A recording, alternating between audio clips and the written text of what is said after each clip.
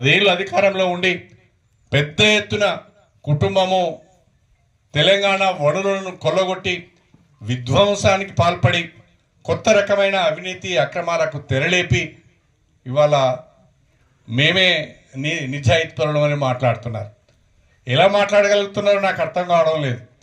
నిజంగా ఓసారి ఆశ్చర్యం అనిపిస్తుంది. ఇవాళ కేసీఆర్ కుటుంబంలో, కల్వకుంట్ల కుటుంబంలో లిక్కర్ కేసులో ఇన్వాల్వ్ అయిందని చెప్పి, లిక్కర్ కేసులో కుంభకోణం జరిగిందని చెప్పి సాక్షాత్తు కేసీఆర్ బిడ్డ కవిత గారు ఢిల్లీలో తిహార్ జైల్లో ఎన్ని రోజులు ఉన్నదో మనందరికీ కూడా తెలుసు. అదేవిధంగా ఇవాళ కేటీఆర్ పైన ఫార్ములా ఈ కేసులో దాదాపు 55 కోట్ల రూపాయలు నిబంధనలను అతిక్రమించి మరి ఆ కంపెనీకి పే చేశారు. తద్వారా అనేక రకాలైన తప్పులకు పాల్పడ్డారని చెప్పి ఈరోజు ఆయన మీద కేసు అయింది. ఆయన కూడా రేపో మాపో జైలుకు పోయేటట్టున్నాడు.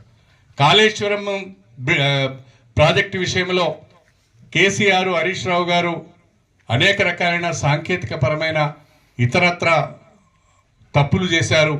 వాళ్ళను కూడా తప్పకుండా విచారించవలసిన అవసరం ఉంటుంది అని చెప్పి కమిషన్ ఘోష్ ఒకవైపు మాట్లాడుతున్నారు. అంటే కల్వకుంట్ల కుటుంబంలో ఉన్న కేసీఆర్, హరీష్ రావు, కేటీఆర్, కవిత అందరూ కూడా వివిధ రకాలైన కేసులలో ఇరుక్కొని జైలు ఉచ్చలు కొంతమంది లెక్క పెడితే రేపు మాపో జైలు ఉచ్చలు లెక్క పెట్టడానికి మరికొంతమంది సన్నద్ధం అవుతున్నారు. నేను అడుగుతున్నా, ఒక్క కేసీఆర్ కుటుంబం మీదనే ఇన్ని ఆరోపణలు ఎందుకు వస్తున్నాయి? నిజంగా మీరు నీతివంతులైతే, నిజంగా మీరు నిజాయితీ పరులైతే ఇన్ని రకాలైన ఆరోపణలు మీ మీదనే ఎందుకు వస్తున్నాయి? ఇన్ని రకాలైన సాక్ష్యాలు మీకు వ్యతిరేకంగా ఎందుకు లభ్యమవుతున్నాయి? మీరు మంచి వాళ్ళైతే ఈ రకంగా ఎందుకు జరుగుతుంది?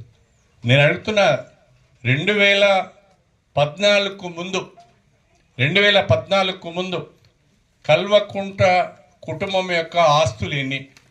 ఇవాళ కల్వకుంట్ల కుటుంబం యొక్క మొత్తం ఆస్తులు ఎన్ని? ఆనాడు పదుల సంఖ్యలో ఉన్న మీ ఆస్తులు 10 కోట్ల 20 కోట్ల రూపాయలు ఉన్న మీ ఆస్తులు ఇవాళ 1000 కోట్లకు ఎక్కడి నుంచి చేరినాయి? 100 ఎకరాల భూములు మీ చేతిలోకి ఎలా వచ్చినాయి? ధరణిని మీరు ఏ రకంగా దుర్వినియోగం చేశారు? ఇవాళ బయటకు వచ్చి నీతులు మాట్లాడుతున్నారు. దళిత బంధులో కమిషన్ తీసుకున్నాడు, నీతులు మాట్లాడుతున్నాడు.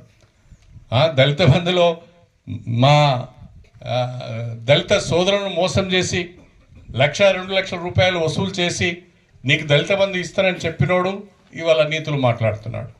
నియోజకవర్గంలో పెద్ద ఎత్తున అవినీతి అక్రమాలకు పాల్పడిన వాళ్ళు కూడా నీతులు మాట్లాడుతున్నారు. నేను ఎన్నోసార్లు చెప్పాను, ఈ రకమైన విమర్శలు చేసుకోవడం కాదు. మీ దగ్గర ఏమన్నా కడియం శ్రీయర్ చేసిన తప్పులకు సంబంధించిన ఆధారాలు ఉంటే బయట పెట్టండి, నేను సమాధానం చెప్తా అన్నాను. కానీ ఒక్కడు కూడా ఒక్కరోజు ముందుకు రాలేదు. పత్రికా విలేకరుల మీటింగ్ పెడుతున్నారు, మాట్లాడుతున్నారు, పోతున్నారు తప్ప సాక్ష్యాలు చెప్పడం లేదు. ఆ రకంగా పని లేని వాళ్ళు, పస లేని వాళ్ళు, ప్రజలు లేని వాళ్ళు చేసే విమర్శలను మనం పట్టించుకోవద్దు.